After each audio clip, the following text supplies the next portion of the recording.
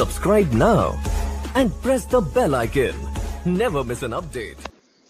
Start. Writ याचिका में किए गए प्रकथनों के खंडन के लिए प्रत्यार्थियों में से किसी के द्वारा कोई प्रति शपथ पत्र फाइल नहीं किया गया है, तथापि प्रत्यार्थी संख्या 1 और 2 की ओर से रिट याचिका में आक्षेपित आदेश का समर्थन करते हुए यह प्रकथन किया गया है कि चूंकि याची संख्या 1 एक सोसाइटी है और इसलिए यह राज्य का एक उपकरण होने के नाते संविधान के अनुच्छेद 12 की परिधि के अंतर्गत आती है, ऐसे नागरिकों को जो सूचना प्राप्त करना चाहते हैं, सूचना प्राप्त करने से संबंधित नियम सूचना का अधिकार अधिनियम 2005 के विधान के अधीन केंद्र सरकार द्वारा अधिनियमित किए गए हैं।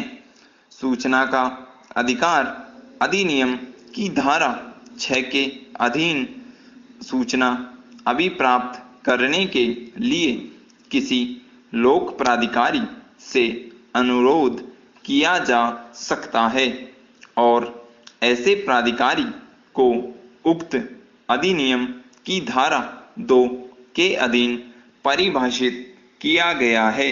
वर्तमान मामले में यह विवादित नहीं है कि प्रत्यार्थी संख्या 1 की शिकायत पर जिसके द्वारा कतिपय सूचनाएं मांगी गई थी, याचियों ने सूचना आयुक्त के समक्ष इस आशय का प्रारंभिक आक्षेप उठाया था कि याची सूचना का अधिकार अधिनियम 2005 की परिधि के अंतर्गत नहीं आते, क्योंकि याची संख्या 1 लोक प्राधिकारी की परिभाषा के अर्थांतर्गत एक लोक प्राधिकारी नहीं है।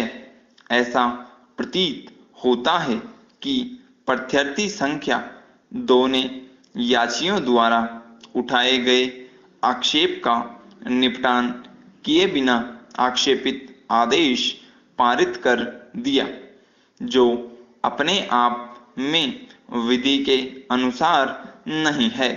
राज्य आयुक्त का यह सभार कर्तव्य था कि वह ऊपर निर्दिष्ट अधिनियम के उपबंधों और विधि की सुस्थापित स्थिति को दृष्टिगत करते हुए आक्षेप पर विचार करता है। यहाँ यह उल्लेख किया जा सकता है कि प्रत्यार्थी संख्या 3 ने, जिसने सूचना मांगी थी, एक पत्र भेजा है जो अभिलेख पर है और उसमें यह उल्लेख है कि वह अब यह उक्त सूचना अभिप्राप्त करने में हितबद्ध नहीं है। उपयुक्त विधिक स्थिति को दृष्टिगत करते हुए रिट याचिका मंजूर की जाती है और प्रत्यार्थी संख्या 2 द्वारा तारीख 6 जून 2011 को पारित आक्षेपित आदेश अपास्त किया जाता है।